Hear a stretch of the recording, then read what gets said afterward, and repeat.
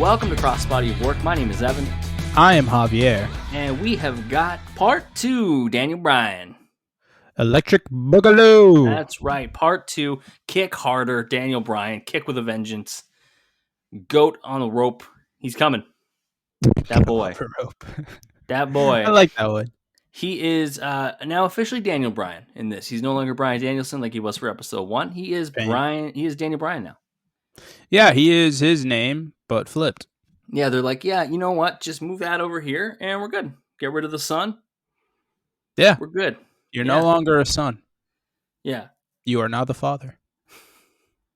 The roof is not my son, but I will raise it. One of my favorite gifs to use of all time. It's just Xavier Woods pre-New Day when he was just a dancing machine in NXT. Oh. Yeah, and then he just says, the roof is not my son, but I will raise it. And I'm like, hell yeah, love that. Before we actually talk about Daniel Bryan, we'll do all the housekeeping stuff, get it out of the way. Wherever you're listening to, subscribe to the podcast and leave us a 5-star review. It helps the podcast out tremendously. Tell a friend. Tell them about the Daniel Bryan series we're doing. Find your indie head friends and be like, you want to talk about Daniel Bryan? These motherfuckers are doing it for 3 episodes. And we're like, find your regular wrestling fans and be like, hey, you know Daniel Bryan, right? Yes, guy? Fucking listen to this 3-part series on Daniel Bryan. Find your total Bella's friends and be like, you know Bryan from the show. They're talking about him when he was a wrestler. Yeah. Because apparently Total Bellas was very popular. Anyways, back to the housekeeping. You can buy the merch, fullpressshop.com. Cop the merch, support the boys. Also follow us on Twitter and Instagram at Crossbody of Work. All that good shit is out of the way. Daniel Bryan, part 2, back into WWE. Should we jump right into it first thing? Yeah, let's jump right into it because honestly, it kind of just picks up right where we left off. Pretty much. I mean, we covered mainly his Ring of Honor stuff and we're jumping ahead a couple of years, but Daniel Bryan would get signed to WWE and be a part of the first NXT when it was a game show. I never watched a game show NXT. I don't think you did either. I watched this one, the first season. You watched this one. Okay. It was the only one I watched. Weird concept. I remember seeing some of the challenges pop up because I'd somehow scroll through the channels on TV and I'd be like, what the fuck why are they doing like a obstacle course around the wrestling ring that doesn't make any sense? Because vibes. Because it's all about the vibes. It just gets better from here, to be honest. I mean, then we get into the 3rd and 4th seasons, which is the ones that had... Actually, no, the 4th and 5th. The ones that had Johnny Curtis and freaking Maxine and all the love triangle stuff, and it was amazing. I will say, watching Game Show NXT is the biggest example of trust the process I can think of, because, it's shit. It's not good. It's a very weird concept, and then it just emerges into something good, and it's like, that's amazing. Yeah. It's like what the 76ers could have been if Ben Simmons actually took shots and could hit shots. If they were good. Anyways... Or Bryan Danielson is now Daniel Bryan, and much to his chagrin, his pro on the show was The Miz. The Miz. Miz talks about Daniel Bryan backstage. So we're looking at his promo from the debut episode of Game Show NXT. So February 23rd, 2010. They're showing the whole lineup of all of the rookies. And, you've got your Heath Slater, baby. You've got your Skip Sheffield. Ryback. I just called him Ryback because I couldn't remember his name. That's Skip, baby. Everyone loves Skip. He is staring so weirdly at The Miz while he talks. He is a very strange man. Miz introduces Daniel Bryan, saying that Bryan became a star in the minor league. And Bryan's face. Bryan is not impressed. Miz asks Bryan if he thinks he's ready, and Bryan's like, yeah, I think so. Miz offers his music for Bryan to go out to the ring and introduce himself to the crowd. And Daniel's like, well, that'll be tougher. I don't need your shitty theme song. There is a funny, when Bryan's telling the story on this in his book, it is hilarious because he's just like, one, I was fucking terrified because Bryan knows he is a shit promo. He knows that. It's important to know your weaknesses. He knows that he's all about the wrestling. He knows all that. He was heated that he had The Miz because he's like, The Miz was just a reality TV guy, Yeah, he didn't have his respect. He's more of an entertainer than he is a wrestler. He doesn't really have his respect in that point, whereas Regal was like a mentor to him. He really wanted Regal for that fact. But yeah, he he had to go out there, and he was so stressed. He didn't know anything. I believe this was live, so he didn't even know he was going to have to go cut a promo. He was like, fuck, fuck, fuck. And like the entire way through, yeah, he's terrified about it. And then it cuts to Matt Stryker, and I skipped. I have no idea what Stryker said. As soon as Stryker was on my screen, I immediately took Stryker off of it. Yeah, it's weird. One other note before we get to the actual promo. Wade Barrett looks like a huge douche. He's got this cape on, and he's got like he just looks like such a douche. That tracks. Yeah. Also, they list Bryan as being from Las Vegas, Nevada. Why? Interesting. What's wrong with Aberdeen, Washington? Maybe that's where he's living. I know. I think he lived in Vegas before. Very weird. So the actual promo, Bryan essentially is just like ripping on the Miz. Yeah, he apologizes to his fans that his pro is the Miz and not Regal. He's just chatting all this bullshit, and then Miz comes out, interrupts him. He gets in Bryan's face. Bryan goes, "You better watch what you say, or I'll submit you right now." And it's like, oh, Miz is like, "Oh no, you're submission specialist. I'm so scared, but you have the fucking entertainment blood of a goddamn drying wall." Entertainment blood of a drying wall. I like it. It works. I know what you mean. This is very strange. I like the line where Miz like, "How are you going to get over?" And Bryan's like, "I was going to be on a reality show, get a faux hawk, and then come out here and act like an idiot, but you already took that." Great Love line. that. It's exactly what happened too. Yeah, and it's just funny because like the Miz is trying so hard to get Bryan to show some personality because he knows he's good. Obviously, knows Bryan Danielson was very good. If he can like piece together the personality bits, he could be really big. And I feel like this was Miz trying to get his shit over because we're like 6 months away or 7 months away from the Miz being. When is this, by the way? This is February 2010. Oh, this is 2010. So we're like a year away from Miz main events in WrestleMania. Yeah. But like, everyone hates the Miz. So it's like, he really is trying to get his shit over. And he's at the same time trying to get Bryan over as a babyface. And it like works because people know who Daniel Bryan is, but like it doesn't work because Bryan kind of sucks at promos. Yeah, and then Miz wants him to try out a catchphrase like "I'm awesome," and Bryan's like, "Oh, I don't know if I can come up with something as good as I'm awesome, but let me try." And hits him with "You're either gonna tap or snap." And it's like, yeah, two options: you either tap or you snap. The WWE universe liked it, and it's funny that they're talking so much about catchphrases because as we go through this episode, holy shit, does he get something over? The man gets something real over, but we have to wait to get there. Miz says that he failed and slaps Bryan and walks out. Yeah. Oof. A rough start. That leads actually right into our first match of this episode. We're looking at the Nexus versus Team WWE SummerSlam 2010 match. So when Nexus debuted, Bryan was a part of that angle. You know, the one where they remember what Retribution was, but it's that, but better. But significantly better. And one thing that Bryan did was choke Justin Roberts with his own tie. And also spit on John Cena. Yeah, things you're not supposed to do. So WWE released him because apparently they were bowing to corporate sponsors who were like, we can't have people do that.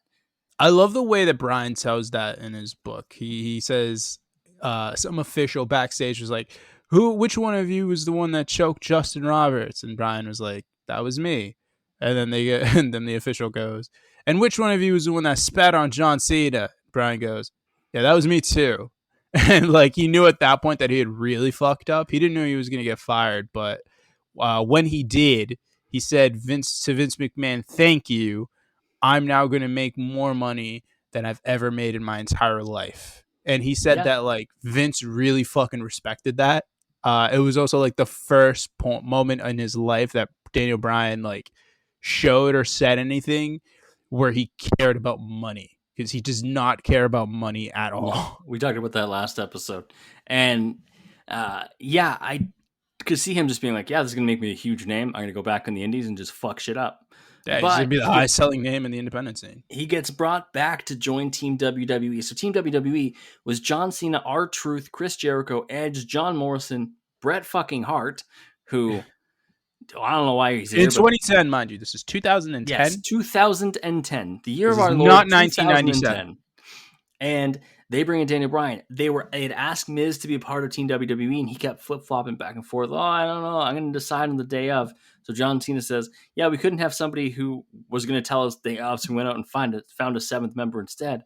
And that man is Daniel Bryan, who then gets a huge pop, walks straight to the ring, right past Miz. And I was like, I love the Miz feud with Daniel Bryan so much. It could have been so much better when he came back from retirement and they had that match at SummerSlam. Was it 2018? I think it was. Yeah. And like it ended because of the stupid like brass knuckle spot. I hated that so much. But it's great. Anyways, they're going up against Nexus, which is Wade Barrett, Darren Young, Heath Slater, Skip Sheffield, Michael Tarver, Justin Gabriel, and David Otunga. A true murderer's row. Literally none of them are with the company except for fucking Wade Barrett, who is a commentator. That's right. Everybody's gone now. What a time. Every single one of these young stars from 10 years ago is gone. Some of them aren't even in wrestling. No, like what's Michael Tarver doing? I don't know. Michael Tarver was gone within a year. Otunga is like, I don't even know. Does he do? He's gone, right? He's like gone from the company. He's gone. I mean, he's married to Jennifer Hudson, so like he's doing fine. It's not like he cares about the money. No. Justin Gabriel is like gone. He was part of Lucha Underground for a while, part of ROH for a while. He's just Heath Slater's an Impact, killing it. Yeah, shout out to Heath. Ryback keeps making polls on his Twitter asking people where he should wrestle, and everyone chooses retire because he keeps adding retire as an option. Yeah. Then don't add retire, dumbass. Ryback was never much for brains. We all knew that. And then who the heck is the Darren Young's an independent guy? Yep. Holding it down. Is there anyone else? Did we get everybody? We already talked about Wade Barrett, so that's everybody. Let's go. We didn't forget anybody. The match itself, we're not like there's a lot to get through, so we're gonna be kind of skimming over some bits. WWE holds the ring early on. Bryan gets to start the match and goes up against Darren Young, who has great fucking hair at this point in his life. Just a full shock straight up. Kind of looks like the brush that your barber like rubs your head with after the cut.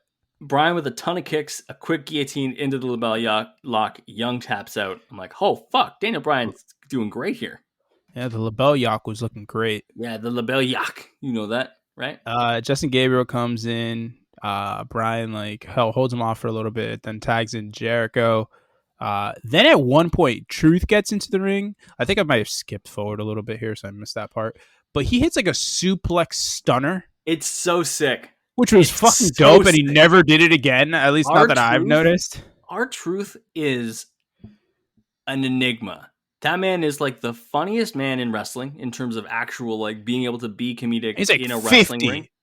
He hasn't aged. No. He hasn't lost a step in the ring, which looks the exact same. Physically, he looks the exact same. It's insane. And then he's just casually like, I got a suplex stunner in my back pocket. And fucking Gabriel kicks out. Fuck that. Have him send him packing. Yeah, that should have been the end for that.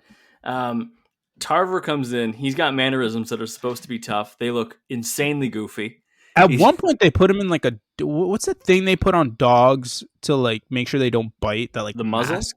Yeah, they put him in a muzzle at one point. Yeah. I remember that. Ooh, tough guy. Ooh, big muzzle. But Michael Tarver could literally only throw good punches, and that's about it. His punches are good. They're great punches. Tarver gets eliminated next, though, because Morrison hits a disaster kick followed by Starship Pain. Tarver's gone. 7-5 advantage for WWE. Yeah. At one point, then Justin Gabriel comes in. I'm sorry. Then Ryback comes in. Gabriel kicks Morrison from behind when the ref is distracted. Ryback hits a meat hook clothesline. 1, 2, 3. Gonzo is Jono. And this is before it was a meat hook clothesline and before he was Ryback. How the fuck was that man supposed to get over with the name Skip? Skip Sheffield. How? How was he supposed to get over? Have you seen his cowboy hat? I'm going down to the arena. I can't miss the Skip Sheffield match. Jomo's gone. Truth comes into the ring, gets eaten, eats a fucking meat hook clothesline. Yes, 1, 2, he 3. does. He's Gonzo. We're all knotted up. 5-5. Otunga and Barrett both get tagged in for the first time. They're working over Jericho. Bret Hart gets a hot tag, and he unloads on Slater. Bret is in a t-shirt and a borrowed pair of Cena's jorts. Yeah. It's weird, man. It's weird to see I Bret will Hart say, like, his offense was not bad. They had him do moves that he could comfortably do. Like he can't take a bump. No, remember, so people. He's doing like not from the top rope. He's just doing like axe handle smashes on the ground or like a drop knee onto the back of Slater. Like all pretty easy moves. Yeah, he's just doing the Bret Hart easy offense. And it's funny Bret because never had a complicated offense. It just looked really good. It's funny because Slater would they probably didn't know it at this point, but Slater would always have this role. Like he worked with the Legends so often, and the reason they let him do it is because he was like universally known as like Slater's a really good guy for like taking these bumps and making them look good and being safe. Like it's a gift and a crutch. Yeah, it is. It really is. You get to get beaten up by old people because you're the best at it. The Dolph Ziggler curse. Bret puts a sharpshooter on Slater, and then someone slides a chair into the ring, and Bret decides it's a good idea to use it. He hits Ryback a couple times, gets eliminated because he's disqualified because you don't fucking use a chair. He looks so surprised, like, what do you mean I couldn't? It's like, Bret, it's not a fucking no DQ match. Yeah. So Bret's out. 5-4 for Nexus. Jericho comes in, hits a cold breaker on Ryback, tags Edge in. Edge hits a spear on Ryback and eliminates him. Edge starts getting worked by the Nexus. Eventually, Otunga's in the ring. Edge counters one of his moves with an execution, tags in Jericho. Slater gets into the ring. Jericho goes to hit a bulldog on Slater, but misses. The momentum keeps carrying him forward. And he accidentally hits Cena off the apron. Oh, you missed a step. He makes a Tunga tap out to the walls. Oh shit! Yeah. I always wondered what happened to David Otunga. I just kind of assumed he got disqualified or something. He just went home. Slater rolls up Jericho after Jericho is just staring at Cena for some reason. 1, 2, 3. Jericho's Gonzo. Edge and Cena argue over who's going in. Stupid. And they're like, it's amazing because it's a callback to one of my favorite feuds ever, if not my favorite feud ever. Edge eventually wins the discussion, gets rolled up by Slater, and is eliminated. Yep, it's insane. So next is up 3-2. We've got Barrett, Gabriel, and Slater versus Cena and Bryan. It's funny because Barrett's the leader. Gabriel and Slater ended up being the tag team from Nexus. Yeah, and what the hell was that other one they had that was red? The Core? The Core. They were the tag team champions with the Core. Yeah. With 2 R's. What, you guys don't always sit around watching Core matches? Anyway, in your spare time? Edge is heated that he got eliminated. He spears Cena off the apron. Edge and Jericho, who are literally a couple months removed from having a fucking WWE championship match or World Heavyweight Championship match at fucking WrestleMania, start working together to beat up Cena. They're accosting him, all that jazz. Poor Bryan's like, guys, what are you doing? And because, of course, Cena, who is beaten up on the outside, is the guy that's now the legal man. Yeah, when Bryan is more than capable to get in. Anyways. Bryan was a heel masquerading as a babyface in this match. Cena wants to tag Nexus as an isolator for a long time. It's 6 minutes. Yeah. Bryan gets the tag and he's going off. German to Slater. Big drop kick. Dive to the outside. He gets Slater into a crossface. He taps 2-2.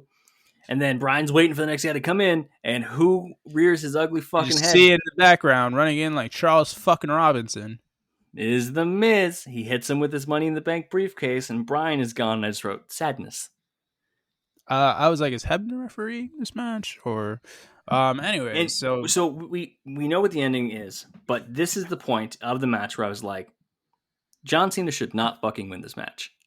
No, he's beaten up already. He's getting fucked. He's getting double teamed, DDT'd onto the fucking concrete floor. Yeah. So Cena does the 5 moves of doom, has Gabriel up for the AA. Barrett gets the blind tag on him, so it can't pin him. Then they go to the outside. Cena gets DDT'd on the concrete, and he still wins this match. Yeah, and I know on Talk is Jericho, way. Jericho and Edge talked about how Cena, like John shouldn't have won this match. Like they were just like we should have made Nexus, have them win, take out John in a big moment, right? Makes sense. And after the match, Cena said to them, "Yeah, I should have listened." Gabriel goes up for the 450 splash. Cena rolls out and just pins him after the rollout. Like he just hits after 1, 2, 3. It's not even like he rolled him up in a significant way or anything. Just a pin, normal pin. And then Cena picks Barrett with an STFU right away. Yeah, immediately. And he taps. Garbage. Daniel Bryan looked great in this match. In his limited moments, he looked great. Yeah, he's a great wrestler. That Bryan guy. That Daniel Bryan guy. And of course, his downfall was The Miz. But we're going to take our first break. When we get back, we're looking at Daniel Bryan versus The Miz. Back from the break, Night of Champions 2010. It's Daniel Bryan versus The Miz for the United States Championship. Is Miz Bryan's best WWE rival? Yes. I mean, I don't see how you can have it be anyone else. I mean, just for the simple fact that the story, like, it's kind of how Seth Rollins and Dean Ambrose are like just meant to be. They're like wrestling soulmates. Yeah. Definitely. Like the Miz and Bryan are wrestling soulmates. They're just complete opposites of each other. And they work so beautifully together.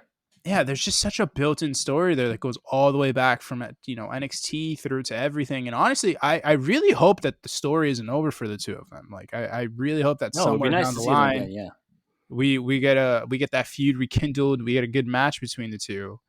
Because damn, well, like the story's not done. Like we can't end it on that 2018 feud that wasn't very good and basically was just made to get the intergender match with Brie. I think one of them should retire the other whenever they're done. I think in terms of WWE wrestling, one of them should retire the other one. I hope it's Miz retiring Bryan so that Bryan can go to the independent scene and yeah, so Bryan can just start working in the independents. We won't be mad like we were when Ric Flair had the beautiful retirement and then was like, TNA. And it's like, no, Rick. No, see, because Bryan's retired. I don't want Daniel Bryan to finish wrestling in WWE. No. Like, I do not. Like, that would be the worst case scenario for his story.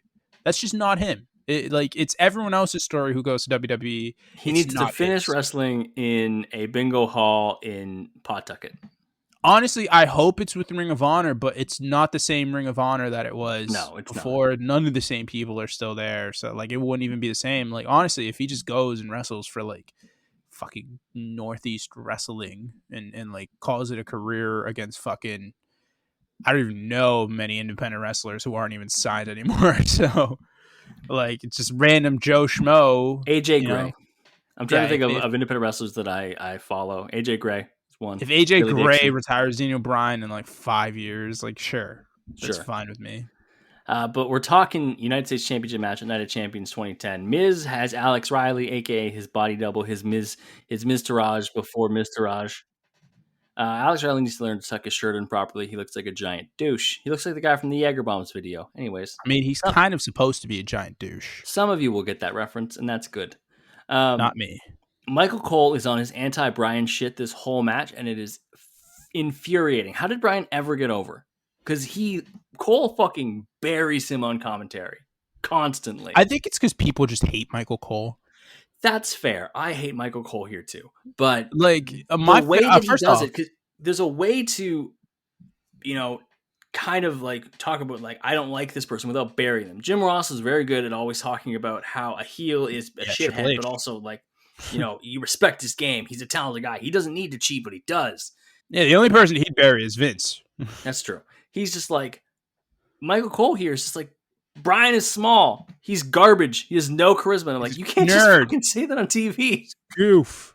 Anyway. And then I knew this was going to go downhill when the first thing I heard was, if you listen to Michael Cole, Harley Race doesn't hold a candle to Miz.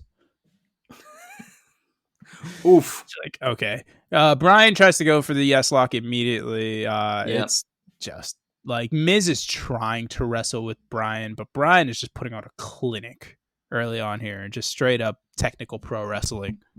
Yeah. It's all technical. And then Miz gets an advantage by working on Bryan's arm. So that's kind of the story of the match. And he like does the backdrop with the arm tucked behind the back. He throws him into the ring post. He does like a surfboard stretch type move with the knees into the back. It's all about working on Bryan's arm because the strategy, as mentioned by, and I hate to say that he had a good point, Matt Stryker, is that if Bryan doesn't have the arm, he doesn't have the label lock. He's not as dangerous then. Stryker, who called Bryan the American Dragon at one point early on in the match as well. You can't say that. It's a thing.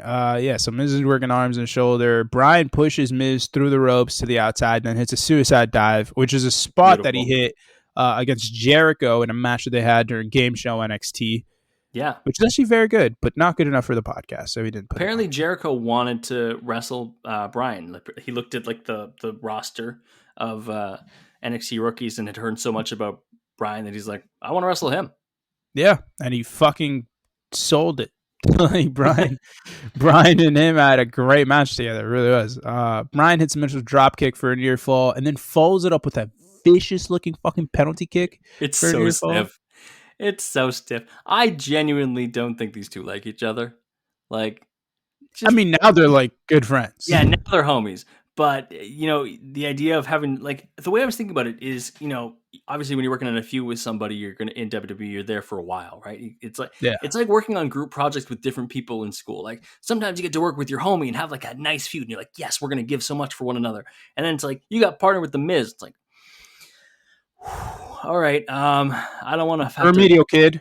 I don't want to have to talk to him, but I will. And then he's like, I don't want to talk to Bryan either. But that's when you just kind of pull some stiffer shots, and that penalty kick was fucking stiff. Yeah, I mean, it really is just a sharp contrast between the two. Like, I don't think there is more of a contrast in wrestling than these two guys. Like, Miz is just as opposite as can be.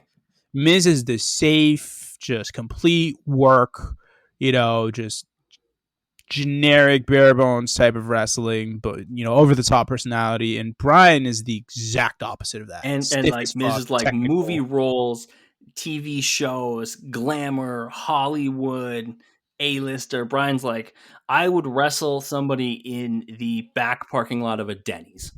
Bryan is literally like upset that his wife is famous and on TV. Like literally upset. He's bothered. One thing they have in common, beautiful wrestling wives. Bond over that, boys. Bond over that. Bryan with a bunch of kicks, and then he gets up top. Miz drops Bryan onto the ropes, so he crotches him on the ropes, and then hits a huge diving lariat. This is a spot we saw last week. Yeah, I said that. It's a nice little connection to the Nigel match. Yeah, it was a callback to the Nigel match. Very good clothesline by Miz too. It was huge. I was like, that is like some viciousness I haven't seen from Miz. Yeah, he's probably heated about that PK. Probably heated. Yeah, I would be too. Miz puts on like a kind of arm breaker submission. That looked pretty good. Bryan goes for the yes lock, but Riley gets on the apron. And Bryan gets distracted by him. Miz tries to hit Bryan from behind. Bryan notices, moves out of the way, and Miz decks the fuck out of Alex Riley. Yep. Gets rolled up for a close near fall. Miz pulls Bryan out of the ring and then then drags him back in, starts hitting him with some crazy ground and pound. Like he is laying in the punches and the stomps and all that jazz. Bryan eventually is able to, kind of counter a little bit, catches Miz in the yes lock, and after a pretty long wait, Miz is forced to tap. And Bryan has the United States Championship. Good for him. I mean, it's a callback to what he said to him all of like 6 months prior to that. Tap or snap. And he chose to tap. Smart decision. Yeah, very smart decision. You don't want to snap. Snap's bad. Miz at this point is Mr. Money in the Bank, and this is what, September? Yes. Because it's the pay-per-view after SummerSlam, so September. So yeah, like 3 months from now, Miz would be the WWE champion. Which is huge for Miz. Let's move on to our next match. And, Javier was like, hey, I got a little treat for you. I was like, what? He's like, Daniel Bryan's last independent match was against a guy named Shelton Benjamin. I was like, Shelton Benjamin? That's my favorite wrestler. And he was like, you can have a little Shelton Benjamin as a treat. And I was like, I can have a little bit as a treat? So we got a fucking Shelton Benjamin match, baby. I am excited. Yeah, it has the exact quality of a YouTube video from 2005. This was filmed on a Game Boy Color. This is bad. This is awful. But it's from Northeast Wrestling, October 1st, 2010. So Bryan had obviously, you're like, wow, this is out of order. No, it's not. Bryan had re-signed with the company before SummerSlam, but Javier, you were telling me he said he was committed to doing his independent dates. Yeah, so this was the last of those independent dates. Yeah, he essentially told Vince McMahon, like, yeah, I'll come back, but I'm going to finish out all these independent dates. So he gets to have a match at Northeast Wrestling against my guy, Shelton Benjamin. Javier put this specifically on the list for me, and I fucking loved it. Obviously, no build up here. Like, there's no storyline to really dive into. It's literally just an independent match. It's just an independent match, and it's pretty good. Bryan's the U.S. champion. Yeah. So Shelton is going to go fight the guy who has a belt that Shelton used to hold at one point. Shelton held all the goddamn time. Just all the time. It was this. There was the legendary Intercontinental Championship run, which that belt I still associate with Shelton Benjamin. Yes, 100%. That design of the belt specifically. Which is also my favorite design of the belt. Bring it back. Yeah, I like it a lot too. Early on, Benjamin with the strength advantage, and he uses it. Great shoulder block. He's got the headlock. I really like the spot where he's got a headlock on the ground, and Bryan just keeps rolling him onto his shoulders for a 1 count each time. Yeah, and I'm Shelton's so frustrated. He's like, "Fuck this!" Like, that is a good quality independent, bit that you can't really do in WWE. Like, they don't really like that. That's not the WWE style. Yeah, Bryan loves a wrist lock bridge spot. Yes, he does. That man loves bridge spots in general. Yeah, we get it. You have a strong necks. We get it. Nice flex. Bryan using some joint manipulation, which is great. And then Benjamin again gets in control, starts tossing Bryan around the ring with some really, really strong Irish whips. Yeah. Just fucking launches him into the corner. Out of nowhere, Shelton hits a Samoan drop and then puts on another headlock because Headlock City, bitch. Shelton drops Bryan, or they go out to the outside. Shelton drops Bryan on the guardrail and really starts like healing it up. He's starting to like talk some shit, just do a little bit of stomps. I don't know if this. I think the story that they tried telling with this match is more Bryan is now the WWE guy, he's the U.S. title champion. He's all this. Shelton is the guy who was there with the company for a long time, got released. They really tried to say it in commentary too. Like, Shelton was a super talented guy, but there are questions about whether, how much he wants it and how much he really wants to like not only get back to WWE, but really like, earn his like top guy status and all that stuff. Which, if it's true, I mean, it makes sense why Shelton was never the guy. Shelton is very similar to Bryan in one way, and that is that Shelton has never really been a good promo. Like, he's not somebody who can stand alone and be a promo, which is why his association with the Hurt Business was great. Let MVP do all the talking. Admittedly, Bryan did become a great promo. Yes, Bryan became a much better promo over time. Shelton still doesn't really have it. You were talking about how Shelton and Bryan were on the outside. The way they got there was Bryan was up top on the turnbuckle, and Benjamin was just a fucking clean jump kick to knock him out to the outside. And I was like, yeah, that's the athleticism. That's the money in the bank spots right there. Yes. Shelton's probably like 33 at that point. Not even. Yeah, and he can still do it all. Like that. Not even still. He's still in his prime physically. The dude is insane. Huge, great golden gopher, legendary golden gopher. Brock Lesnar's roommate. Yeah, exactly, and coach. I think they were coach. Something like that. Coach. Yeah, right. Yeah. Bryan fights out and hits a float kick that looked fucking beautiful. It was huge. It was so beautiful. Then he hits a bunch of strikes and kicks, roll up for a near fall, and then Bryan almost completely botches his like flip off the corner spot. You could tell he just wasn't he barely lands it. You could tell it was a very loose top rope because independence. Yeah. And he just wasn't used to it because WWE with their tight ass ropes. Yeah. So he just slipped, one or the other. Either way, Shelton has to like duck severely into the corner. And Bryan like lands like a superhero pose almost. Yeah. I also like that throughout this, when Benjamin's in control, there's like two guys in the crowd who keep chanting moves that Shelton should do. Specifically, they will really want to see a T-bone suplex. T-bone suplex. I was like, you guys, like, just the man will get to it if he's getting to it. Let him be. Yes, but we'll get to it. But like fucking T-bone suplex. Come on now. Shelton hits a spinning kick thing that I'd never know what the hell it's called. I just said turn kick because that's the commentator said, and it levels Bryan. Yeah, Bryan is fucked up by that. Bryan fights out of a superplex because he's awesome and hits a missile drop kick. And then we get really to the finish here, which is Bryan goes for the yes lock. Shelton fights out of it, hits a German, holds on, maintains wrist control, hits another one, goes for a third one as his idol Kurt Angle would do. But Bryan rolls underneath, rolls up Shelton. 1, 2, 3. The WWE guy beats the older WWE guy. Yep. Just can't win it. Can't beat the current WWE guy. No. Yeah, can't beat the U.S. champion. And we need a finish here. Yeah. Need a finish here. And, I just like seeing Shelton Benjamin. The man is talented. I genuinely, when I started watching him, I thought that he was going to be a multiple-time world champion. He would be main eventing because he had just that level of raw talent. Like, for some reason, as a kid, I didn't care that he couldn't cut a promo. Like, I wasn't thinking with that. I was like, every time that man is in the ring, I watch the whole match with my eyes glued to the television. So what I'm hearing is Shelton Benjamin should have been a Paul Heyman guy. Yes, that would have been fucking amazing. Can you imagine if back in the day when Brock was managed by Heyman, if Shelton was a part of the act? If they had just world's greatest tag team in general. Like, just even as a tag team, and then like they kick Charlie Haas out eventually and Shelton becomes the guy. Love it. I did love that from, I forget when that was, that they actually started bringing in Shelton as like the guy for Paul Heyman and Brock Lesnar, like playing off their real life friendship. So it's like, good, give Shelton shit to do. It's the 2020 Royal Rumble. Right. So like had a little, thingy. Yeah. Well, normally we would take a commercial break, but we have one important match to talk about before we do. And that is WrestleMania 28 versus Sheamus, the World Heavyweight Championship. It's right. It's a bonus match.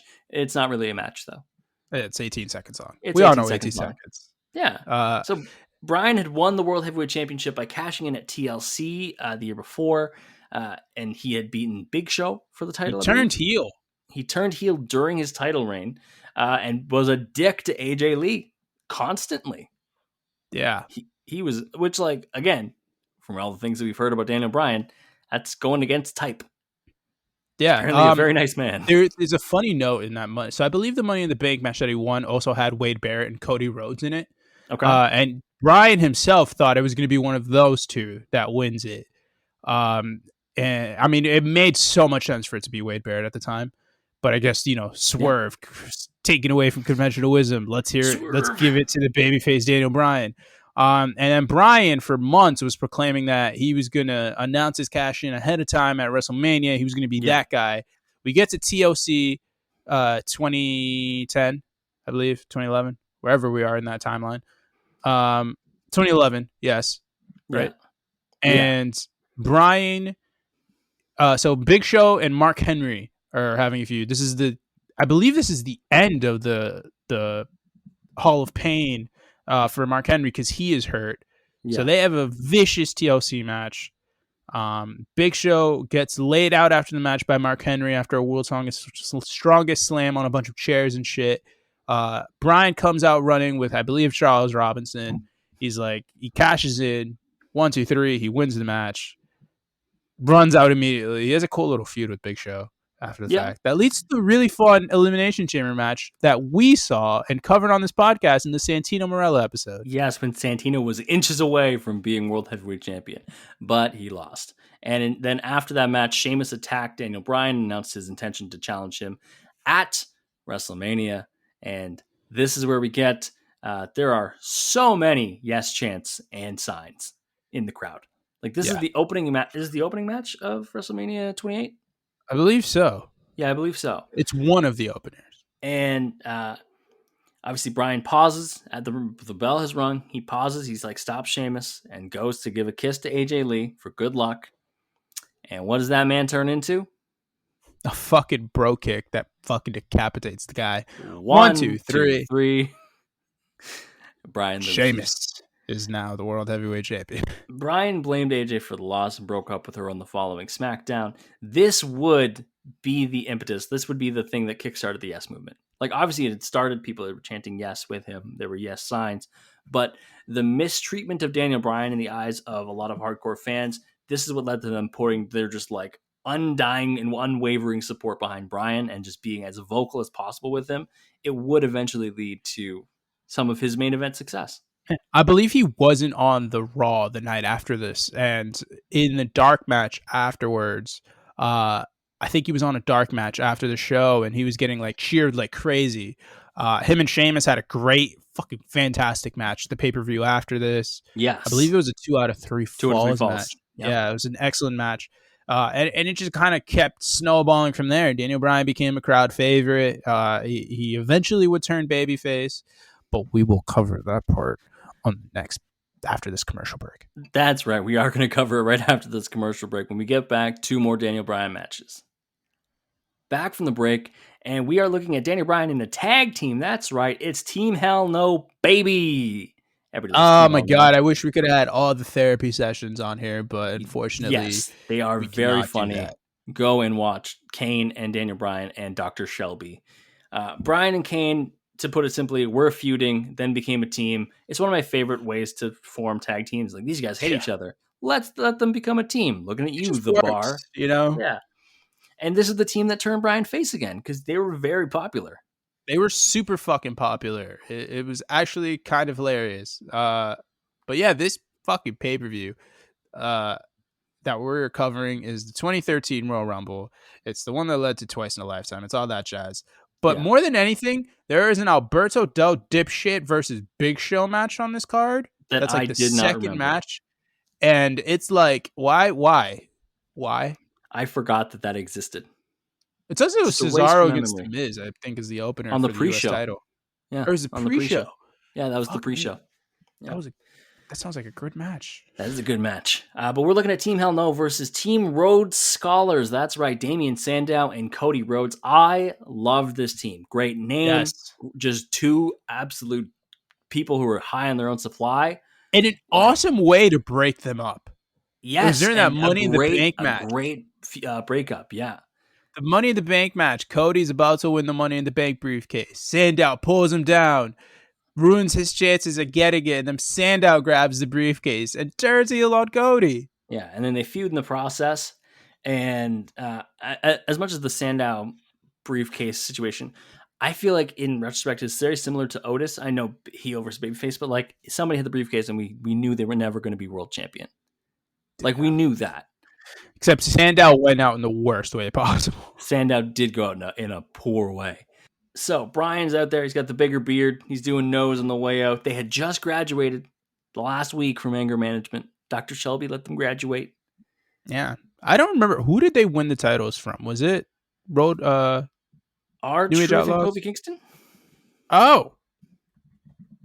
Of course. I'm going to double check that as we go, but wouldn't shock me. Kofi's been in a billion tag teams. Pretty sure that was who it was that they won them from. Also, I love that the whole thing is like Bryan's not the weak link, and I'm the tag team champions. No, I'm the tag team champions. Like they're just saying I individually am the tag team champions. They're so fun. I love the way that Bryan describes the dynamic of their tag teams in his book because he's always like, yeah, me and Glenn, which is Kane's name. Became really good friends because of this. Like, it became a thing, and he would like fuck with Kane in the back. Like, he would always try to fuck with him, and like prank him and all that jazz. And it would just be hilarious. And they like just developed a really good friendship because of this, and it's so fun. Yeah, Kofi Kingston and R-Truth. Nice. Yeah. 2 guys who have been in tag teams with too many people. With so many people. Remember R-Truth and Goldust? What a time. Missed that tag team. One little character thing that I love is that when they're in the ring and Kane does his like pyro on the corners, Bryan just holds his hands over his ears because he knows it's going to be loud. I'm like, that's so fun. It's just so funny. It is loud. The Kane pyro is so fucking loud. Like, I'm going to let you do this because I'm your friend, but I'm not going to like it. It's like, I don't know how many of you have actually gone to a live WWE show and seen the Kane pyro because I went to a SmackDown. and heard it. I don't know if he does it during dark show or house shows or not, but I saw it like, during a house show. yeah, dude, it's so fucking loud. Yeah. I saw the only thing I remember with this house show was it was in Toronto. It was right at the beginning of the invasion angle, and Kane did it and then got beaten up by Lance Storm and somebody else. Team Canada, baby. Yeah, Team Canada. Let's talk about the actual match. Yeah, go into it. Starts. It's Cody and Daniel Bryan, which, like, yes, great. Give it to me right now, please. Bryan puts Cody in a surfboard. Immediately, Kane tags in, starts beating some ass. This is about the time that I noticed, like, Daniel and Bryan and Kane have great tag team chemistry. They do. Like, their they double really teams do. are on point. Yeah. They are flawless. Like, they have clearly taken the time to actually, figure out how to best work together. Yeah. Admittedly, it probably was a pretty seamless transition because Kane has worked with younger guys before. Kane's a great tag guy.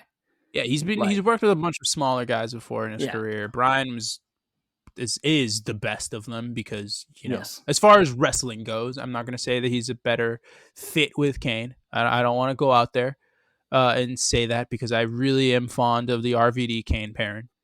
And I am a fan of the Kane X-Pac pairing. No, because it led to the Tory feud. I refuse to. I can't. That Jezebel. It's just such a bad. It just doesn't work for me. Sandow comes in. Love Sandow in the pink tights. Love a yes kick. So does Sandow, apparently. Right to the chest. Cody's mustache, glamorous or glorious or both? Absolutely fucking fantastic. Flawless. It's amazing. It's better than his stupid neck tattoo that he has. Yeah. You should bring it back. Bring back the mustache, Cody. Yeah, bring back the mustache. They're working over Sandow in the corner. Eventually, Rhodes Scholars get the upper hand on Bryan, and Rhodes locks in a half Boston Crab. We get an elbow of disdain from Sandow for a near fall, which, dude, I fucking love this. Sandow was awesome in this gimmick. Sandow was a great gimmick. Yeah. Kane gets air quotes hot tag. It's not really a hot tag. It's a lukewarm tag. It's not even lukewarm. Sandow is getting rocked. Kane does hit a sidewalk slam, which I fucking love the sidewalk slam that Kane hits. Yeah. It's so good every time. Kane gets distracted by Cody when he's going for his weird flying punch thing, misses it. Sandow hits a blockbuster for an air fall. It was a very weird blockbuster. Yeah, it was kind of like Kane thought he was supposed to turn a different way. It turned into like a neck breaker of sorts. Yeah, but it ended up being a neck breaker. Yeah, it's just a blockbuster. Kane goes for a dual choke slam. Bryan gets a sneak tag from behind him. Hits a missile drop kick on Sandow. Kane choke slams Cody. Bryan locks in the yes lock on Sandow, forcing him to tap. And Team Hell No has retained their titles. Awesome. Fucking awesome. This is a fun little match. It was a fun little match. It's a nice little gem of a match. It's not pay-per-view quality as far as the in-ring work. It honestly kind of felt like a Raw match, but Team Hell No in general didn't have a lot of standout tag title defenses because, of course, WWE just hates giving good tag title matches. I mean, not tag title reigns. Tag title reigns in general. Like, their best match as a team is the TLC match against the Shield. Yeah. Like, it's their best match. We already did that. But we did that. Go watch or go listen to the Shield episode. Our last match of this episode. Wait, we need to build up. Okay. Okay, damn. We need more build up to this. You can't just say it. We are blessing every single one of you with the last match on this episode because it's John fucking Cena against Daniel Bryan from SummerSlam 2013, aka the second best match of that year because the best match was earlier in the card when CM Punk faced Brock Lesnar. But we will get to that eventually on this podcast. Yes, it is exciting. It is John Cena. I knew this would get you pumped. John Cena defending the WWE Championship against Daniel Bryan with special guest referee Triple H. I will note babyface Triple H. He is a babyface going into this. Yeah, this he's the CFO he was just guy. Cool Paul. Just Cool Paul doing Cool Paul things. So how we got here. So yes. Team Hell No eventually kind of fizzled out on the low. Daniel Bryan. No breakup. Just we're gonna go do single stuff now. Yeah, Daniel Bryan was super fucking over. Like Yep. at this point, he was like undeniably their most over guy. Cena was given the option to pick who his SummerSlam opponent would be. There was a bunch of different choices. He chose Daniel Bryan, much to the chagrin of a Vincent Kennedy McMahon, who for weeks was like, "Yeah, Bryan should not be the guy. Bryan can't be Cena." I think one of his lines specifically, I've seen the video package for this way too many times, as you're gonna tell from this recap that I give. I believe one of his lines was, I really don't want John Cena to be the champion, the WWE champion. I want you to be the champion even less." And then he gives him a Ouch. makeover, makes him put on a suit. At one point, he tells Daniel Bryan the last piece of his transformation is to cut his beard off, and he has fucking Wade Barrett of all people come out to shave him. Bryan eventually, when the electric razor is like inches away from his beard, like fucking headbutts Wade Barrett, and him like reveals the beard is here shirt with the arrow pointing up as his beard, which was fucking awful. But it's a weird shirt. yeah, it got Bryan super over. Then it led to the very, very fun promo exchange segment between him and Cena, where he like told Cena like, "You're a parody. You are an entertainer." Yeah, I am a pro wrestler. Like there was the slapping thing where he's like, you know, in Japanese culture, they like slap each other as a sign of respect. Cena really wanted Bryan to slap him, but he refused because he doesn't respect him. All this jazz. It got really heated for a second there, even though these are the company's two biggest baby faces at the time. Yeah, a great way to build a babyface versus babyface match. Yeah. In that, just like, okay, look at them as characters. What is their biggest difference? Well, people don't think John Cena can wrestle. People think that Daniel Bryan's like the best wrestler that we have. That should be the crux of their issue, right? Both stupid over. So yeah, here we go. Incredibly over. And but in this match, holy shit, John Cena is booed. They don't like this man. John Cena is always booed pretty much anytime after like 2009. I would say John Cena has been, it's always a mixed reaction, mostly leading towards the boos when it comes to I will say he was cheered when he beat Nexus, which was weird as fuck for me. I mean, did people like really care for Nexus? I think like there were some diehards, but I think people like did. I think people treat them liked as an the invading Nexus force. angle. Yeah, I don't think people cared much about the Nexus period. That's fair. So one of the first things I noticed in this is that Cena with the Greco-Roman knuckle lock. You got to use the proper terminology. And Bryan, of course, monkey flips him because he's a goddamn excellent professional wrestler. My favorite part of this match is also Triple H is the referee. I'm not sure. I said that. Yeah, we did. Okay, babyface Triple H. Cena headlock. My favorite thing about this is when we get the wrist lock pin, the Greco-Roman knuckle lock pin attempt here. Bryan gets both shoulders up, and he does his bridge because Daniel Bryan has to do his bridge spot. He has a super strong. It's in his contract. And then Cena jumps on him. Whee! Cena like jumps and he's like, "What the fuck?" Because Bryan's still up. He like holds the bridge. First off, that's really fucking impressive. John Cena is like 250 pounds or whatever. Yeah, he's a big guy. And Bryan is like holding him, and he's not struggling at all with his core strength nor his neck strength. Cena does it again, and Bryan's like, "Yeah, no." And then Cena's just monkey like, flip. "Well, fuck this, monkey flip." Monkey. We're on the outside. Bryan tosses Cena into the steel steps. We're back in, kicks in the corner, and oh my god, the yes chants are deafening. Like for every kick he's hitting Cena with in the corner, just the yes chants are so goddamn loud. We get the backflip turnbuckle reversal we talk about. Bryan has the momentum going, and then I realized something. In WWE, when Bryan like is fired up and getting his momentum going, that's when he moves at his like normal ROH speed from the matches I saw. Like instead of being a little bit more slowed down, subdued, like he just moves back up to his regular ROH pace. Yeah, we're going fast. Yeah, I want to see some. Cena hits a fucking sit out powerbomb at one point here for a near fall.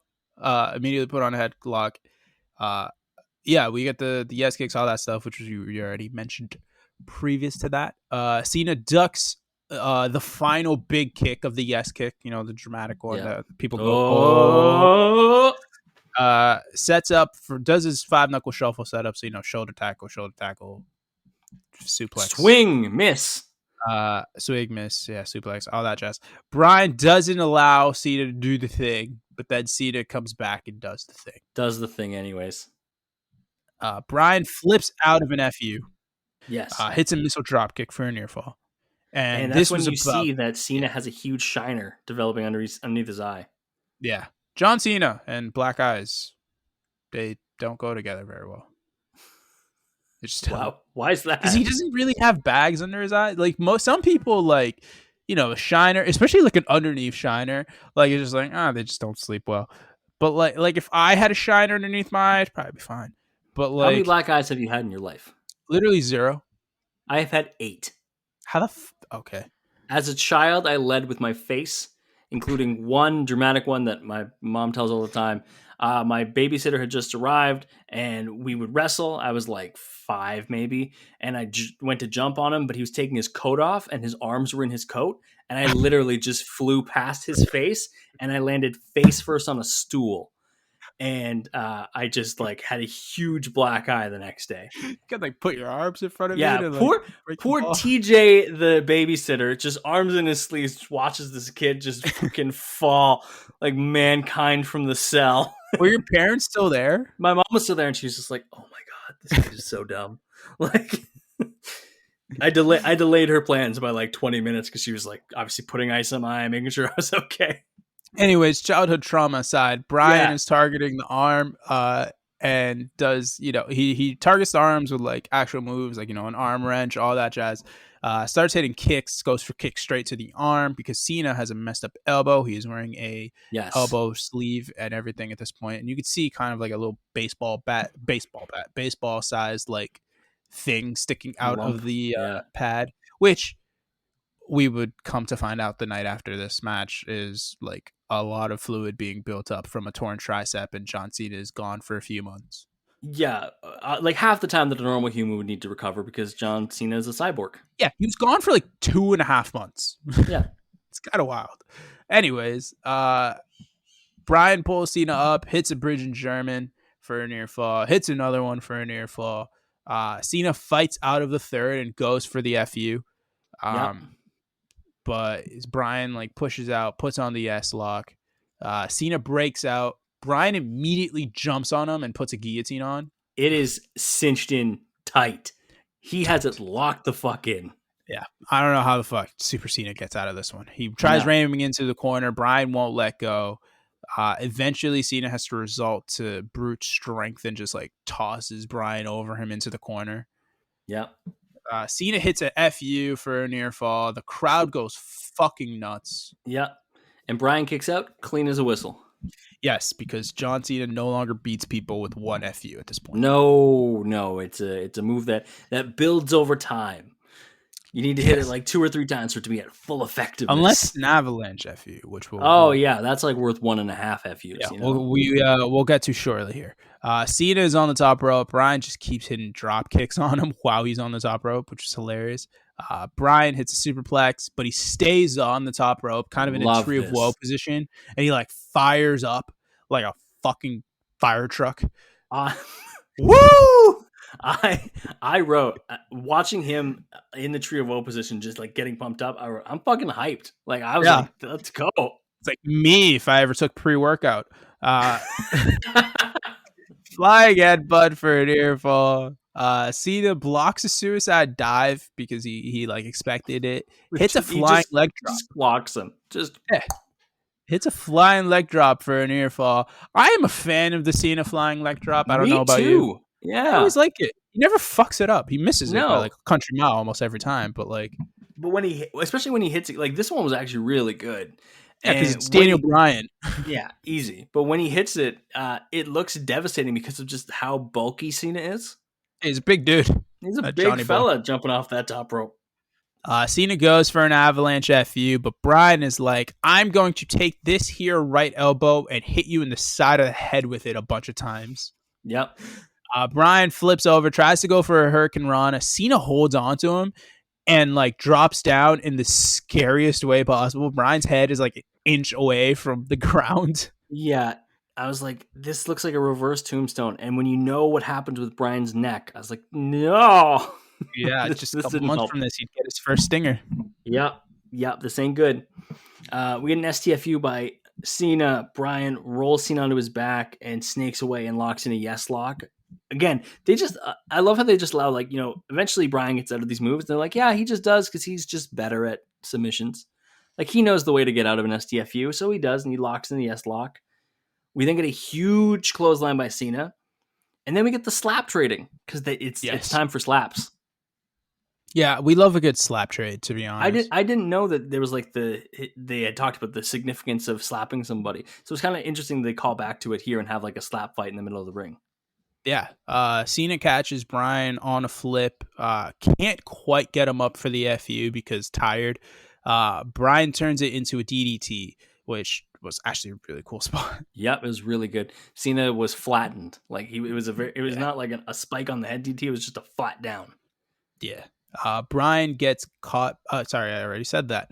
Vicious kick to the head, which is like the third kick of the yes kick. Just vicious to the head. Bryan sets up for the knee. He's in the corner. He's in the yes chance. The crowd is fucking crazy. Just electric. They want this so bad. I believe this is the first time he hits the flying knees as a finisher. Okay. I think this is the first time he's done it. He hits Cena with the flying knees, the yes knees, whatever the fuck they're called. 1, 2, 3. John Cena has been defeated in the main event of SummerSlam by Daniel Bryan for the WWE Championship. Clean as a fucking whistle. Cena just laid back and looked at the lights. Bryan with a huge celly. We're like, it's in a new era, baby. We got confetti coming down.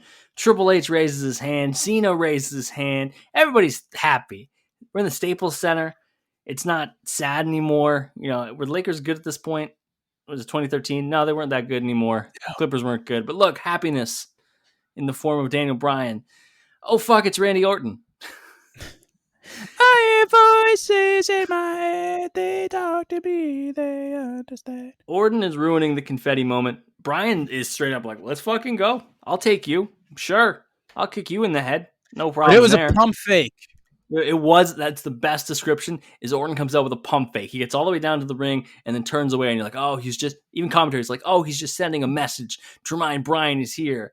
And then he stops, and the yes chance, Bryan's leading the yes chance, it's great. And then Triple H is the biggest bastard in the yard and just pedigrees Daniel Bryan. And the motherfucker, Randy Orton, hands him the fucking briefcase. Pins him. Ring the damn bell. Ring it. Doesn't fucking hit an RKO, nothing, Just straight off the pedigree. 1, 2, 3. Randy Orton is a piece of shit, and so is Triple H. And that is all 6 of our matches for this week. You can imagine where we're going next week. Next week, we're going to kick things off with the eventual conclusion of the Daniel Bryan versus the Authority feud, WrestleMania 30. Yeah. But we're going to wait a week. We'll get to it in a week. Yeah. We'll be here, promise. We're teasing. And then there's more and all that jazz, but still. So what I want to talk to you about here is, in comparison to his Ring of Honor work and independent work, you're familiar with both that and Daniel Bryan's early WWE run. What were your thoughts on Bryan's transition to WWE and his kind of adoption to the WWE style? There was definitely a transition period for him. It's weird. We all know the WWE style. It's very like choreographed and kind of repetitive. With a lot of there's definitely a lot of like sequencing that you can expect. You know what to expect. Yeah. And I think Bryan really kind of fell victim to that early on because he just wasn't used to it. I mean, a lot of the stuff that he did, like things that became his, moves are things that we had already seen him do, like the flip over into the clothesline or something we always saw him do. He did the flying headbutt a lot in the independent scenes. He did the yes kicks, or at least a variation of it a lot of the times during the independent scene. I mean, the fucking drop kicks into the corner were like a staple of his for a good long time there. And yeah, I mean, it sucks that he couldn't take cattle mutilation with him. I kept wanting to see cattle mutilation so bad. It sucks that he couldn't take it with him, but I understand. The yes lock, label lock, it's a really good move. Yes. and it's a good variation on a crossface that we just hadn't seen yet, and it's very he puts it on in very interesting ways. But there was a transition period, and honestly, like once he got the hang of it and he got solidified in his character, I would say around the mid to late 2011 range. Yeah. um he really sunk his teeth in it. And obviously he was one of the best wrestlers in the company. Even with the sequencing and all that stuff that we expect out of WWE. And once he got his promos done, which I don't think were good until like 2012 when he was the heel champion. Yeah. That guy, I mean, the sky was the limit for the guy. I mean, he had a terrific 2012. He obviously was very entertaining in the Team Hell No phase, and right here we see him. He's the main event guy. He's the champion. Obviously, it's for like a minute, but like that it's just going to lead to more main event Bryan, and we obviously know where Daniel Bryan's career took it, and it's really interesting to see the transformation of him from the guy in the promo from the first thing here, or the NXT game show, to the guy who's calling out John Cena in a promo and like actually doing better than John Cena in a promo battle, which is not something you see a lot at all.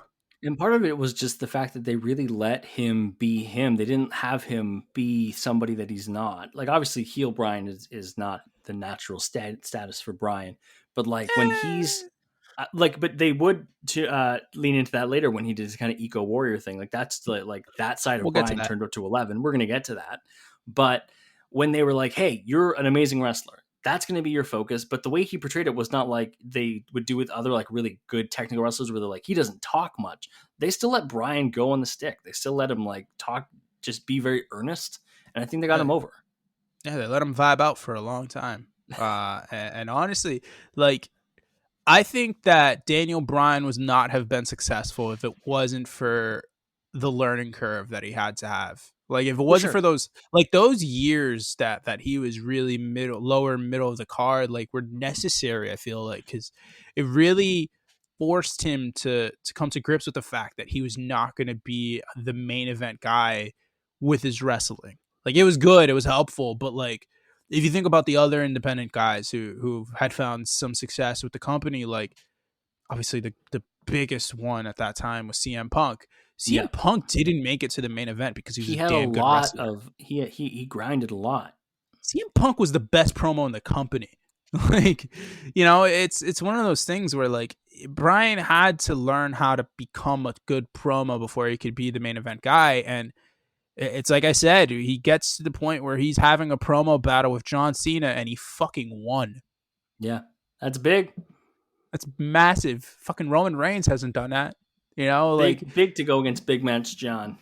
Fucking Miz probably couldn't even do that. I don't know. It's hard. John Cena's good.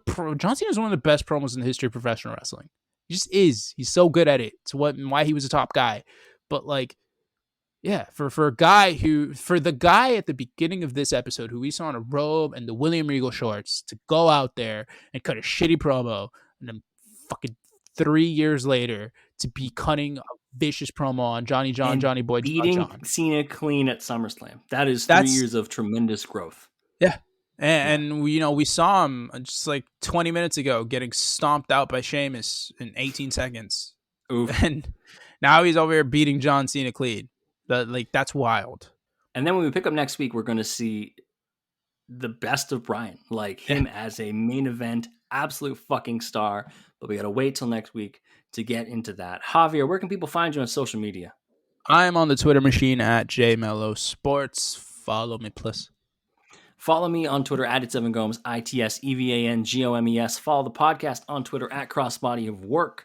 Also, email us, crossbodyworkpod@gmail.com. If you have ideas for who we should cover next, obviously next week is Daniel Bryan Part 3. Happy 4th of July for all the Americans this weekend. Happy Canada Day for all the Canadians out there. And happy Bobby Bonilla Day for all the Mets fans out there.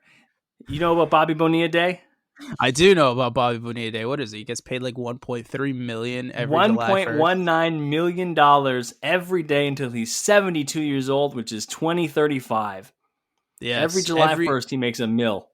Yeah, that's the sweetest gig. I mean, Chris Bryan is getting. Not Chris Bryan. Chris Davis of the Baltimore Orioles is getting the same deal up until 2037, I believe.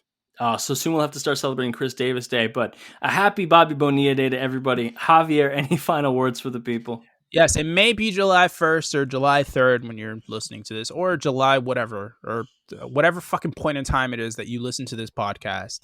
Pride Month may be over, but damn it, we still want to bring awareness to the LGBT community because you guys are awesome, and honestly, you deserve to feel as normal as us. You know, like, yeah, we have a Canada Day, we have all that stuff, but like, you know, it's cool to have some awareness and fuck it. Maybe July 1st, but we still, you know, we're still allies of the community. We still want you guys to know that you are valued.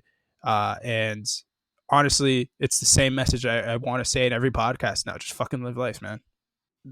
The companies may have turned their logos back to their non-rainbow style, but we're still here for you. Yeah. And on that fun note, on that little bit of Javier life advice, we will catch you next week.